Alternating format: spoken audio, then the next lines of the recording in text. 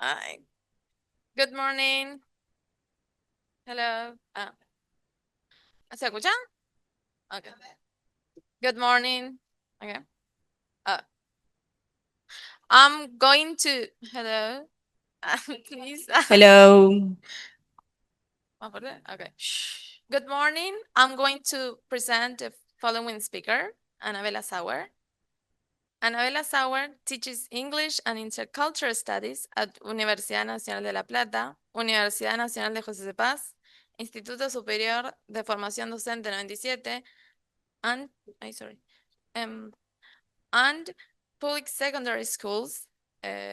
She specializes in university extension, popular education, and intercultural studies. Anabella is also a part of the execute committee of FAPI. Okay, thank you.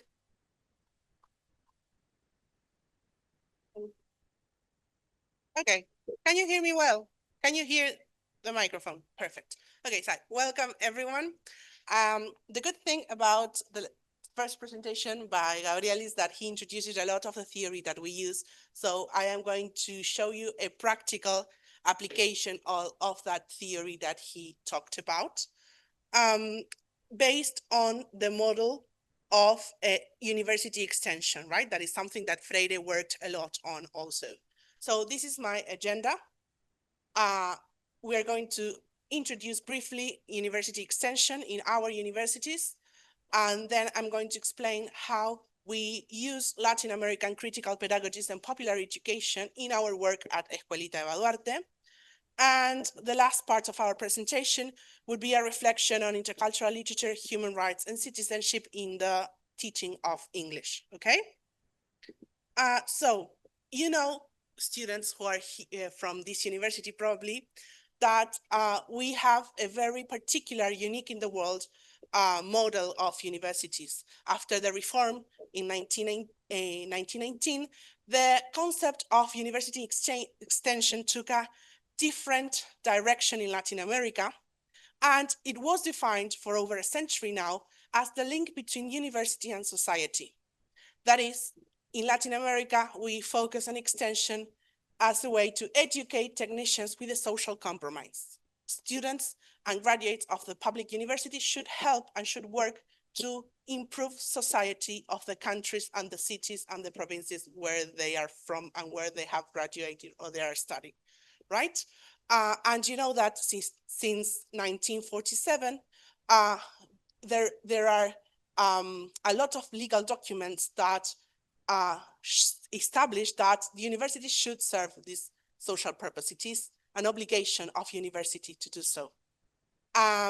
So that means that what is taught and researched at universities should emerge from the problems our society is facing, and universities should put all its efforts into solving those problems, right? This was work done by many scholars and thinkers of Latin America. Freire was one of them. Freire published a book on university extension that follows all that Gabo presented applied to university. It's called Extensión o Comunicación, to talk about what the purpose of university in Latin America should be like, okay?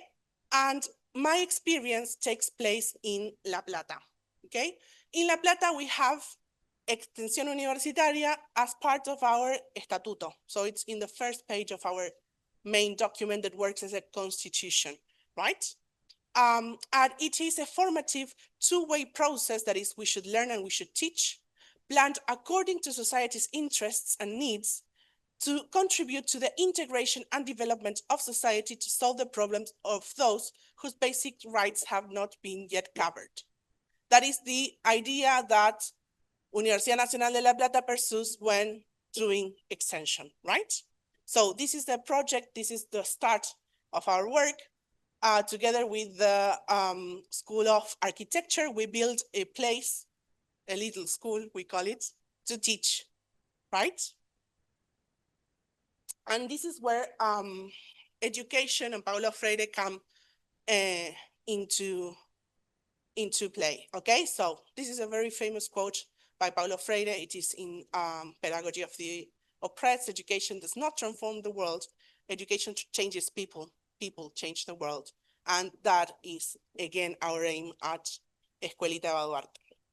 So we follow this critical extension model. It is now called critical extension to refer to the Latin American model. That, of course, is connected to Latin American critical pedagogies and popular education. All of them see education as a liberation practice that empowers individuals to critically examine their reality and take part in the transformation of that society and those oppressive structures. And we work in a non-formal context of education that follows the model of popular education, that is a pedagogical alternative to overcome inequalities, right? We use the techniques and the methods and the way of working of popular education. Again, you can go back to Freire and other authors to read more into that. And for Latin American critical pedagogies and for popular education, education is always a political as well as a pedagogical project. So that is, you see the pictures of some of the work we do as I pass on the slides, okay? And the place where we work has a very special name, and we also follow this. What we think we are doing is not philanthropy, it's not charity, nor aims giving, it's not even social help. We do justice, or we aim to do justice, okay? And those words are, of course, not mine. They are from Eva Duarte. And we have started working at our escuelita 10 years ago. This is a neighborhood from a migrant community in a neighborhood. It's a neighborhood inside a big area in La Plata. It's called Las Palmeras. And people there moved around that time or a little bit earlier from Paraguay and Bolivia mainly, right?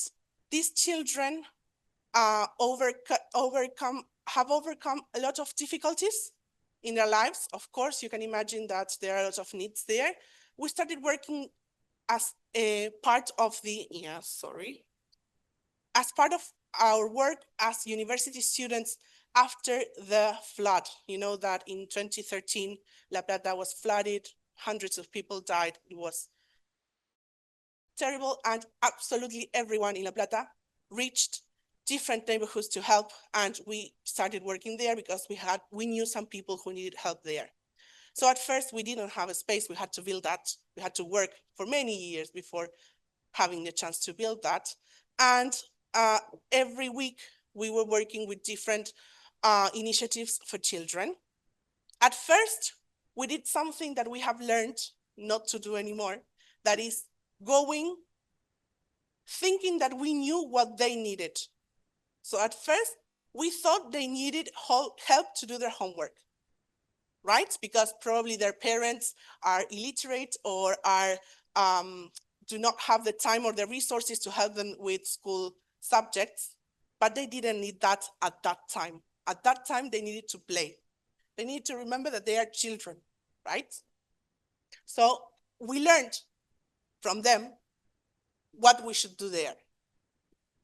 And so we started building and writing different projects to aim at those different needs that we evaluated from what they told us, right? So we first wrote a literacy project for teaching them writing and reading. And we, at the same time, we're doing play and recreation, but it was only in 2017 that we could write that extension project. Then as they grew older, they already knew how to read and write. They still wanted to be there, but we wouldn't teach them how to read and write. So we would introduce them to literature and artistic expressions. And now that they were older, they were having English at school, and they were using YouTube and learning about English. So they really, really liked English, and they wanted to have English. And then the play and recreation turned into sports because they were older and they could play sports and learn the rules and build teams. And the last project that we formally started has to do with environmental education. But again, we are working with this for many years now. So you see that all the workshops are connected and they all emerge from what we observe and what we learn that they want and need us to do, right? And we also grow older. So we moved from being students into being university teachers, and not only being the tutors or the people who went there to play, but we are actually coordinating the groups of students and graduates and professors that think the whole workshop. So now we are directing our own projects instead of asking people to direct projects for us.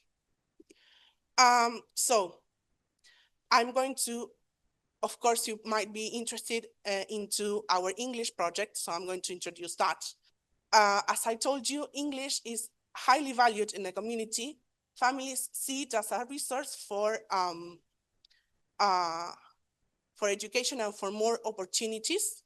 They work with middle-class families as cleaners or as builders, and they learn that middle-class families send their children to language classes. So they want that their children also have language classes. And children love English because they are all the time on their cell phones. So they watch YouTube, they watch a lot of videos and streamers, etc., that are from English-speaking countries. So they are really interested in being able to speak it themselves. And you know that learning opportunities are unequal, so probably they do not always have English at school because there's teacher shortage and teachers are not interested in those schools where they live. And of course, private classes or language schools or institutes do not provide the experience and the contexts. They do not look at the context where the children live. So they are learning about others, but not learning about themselves in English. So we wanted to build a new proposal, right? And so our project formally is a biannual extension project. I think it is the 4th year already that it is an actual extension project that leads us to opportunities inside the university to discuss extension at university. Our first step was to invite students of teaching and translation training courses to join us. At the same time, we invited children to attend the workshops. There were many children that knew that the Escuelita existed, but only came to class for the first time because there was an English class. So that's really interesting.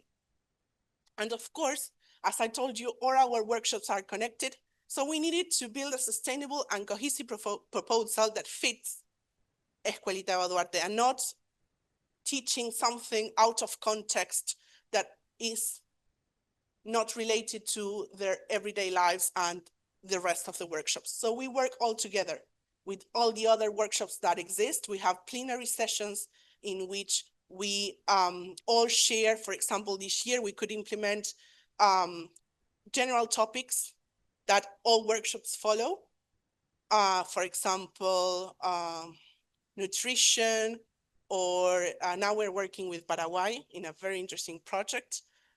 So from different areas, from different disciplines, we all tackle the same topic, problem, or area of interest, right? We also, because we are part of the university, as for being a formal extension project, we also provide CPT opportunities. And that is really interesting because students or teachers who probably wouldn't visit Escuelita Eva Duarte, they turn in and they come to our workshops and they engage with our work and they help us a lot. And these cover topics such as storytelling, human rights, English literature, teaching English to young learners, etc. And as students of Universidad Nacional de La Plata, the students who are part of our project can have access to theory on university extension. So they are constantly reading Freire and other authors at university as part of their degree, right inside it. So this is our theoretical background. Of course, we take the dialogical communicative perspective and everything that Gabriel has said about Freire. We work with a transdisciplinary approach in task-based and project-based learning. We use English as a bridge. We follow the ideas of Ofelia Garcia of translanguaging because children live between languages in that neighborhood. We take from Claire Cramsh, the idea of literature to foster creativity. We follow a human rights perspective, an intercultural citizenship perspective that I'm going to talk about just now. And it was really surprising because it was something that we have not foreseen.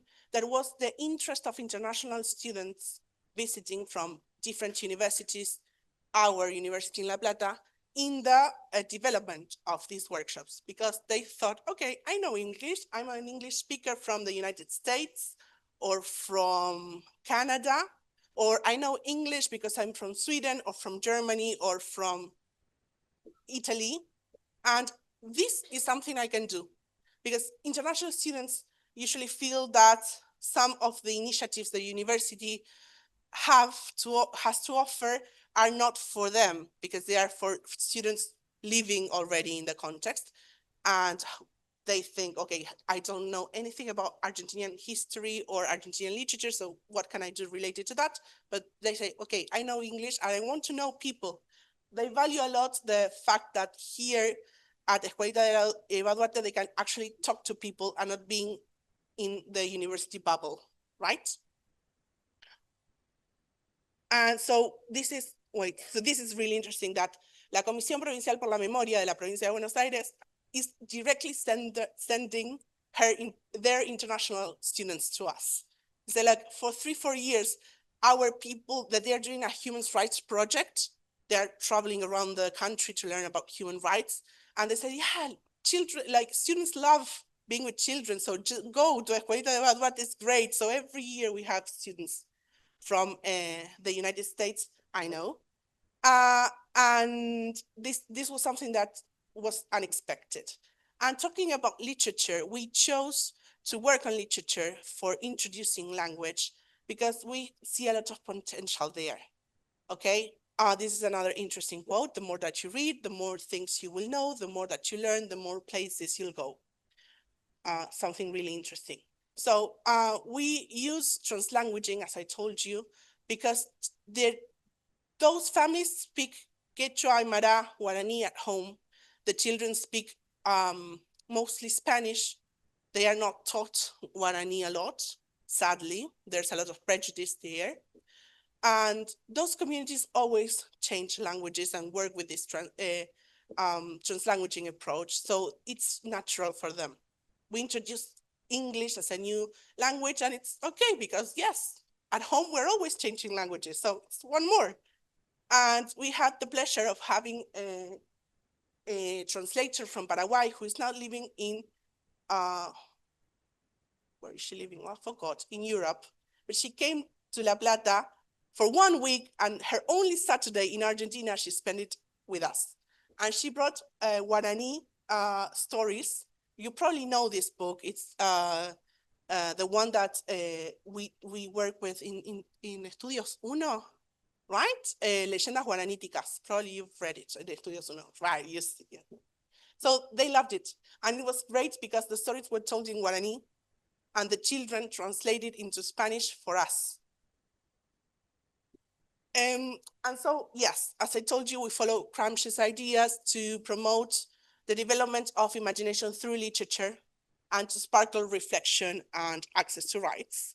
We also work with human rights, as I told you, and we follow this intercultural citizenship idea from Michael Barham and Melina Porto, that in the English language classroom should include a relational, transnational, and critical perspective with a civic action component. So it's not only talking about, but actually doing. things, right? With language and with interculturality and access to rights. This is our interdisciplinary approach. Again, I told you we work with a lot of different groups of people. So we introduced plastic arts, music, sports, environmental education, sexuality education, maths, not so much, and science.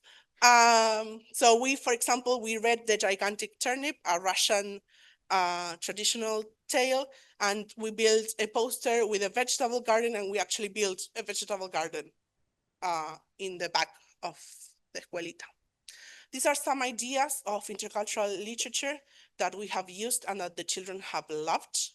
The first one was Chrysanthemum, a short story for introducing identity and names, etc.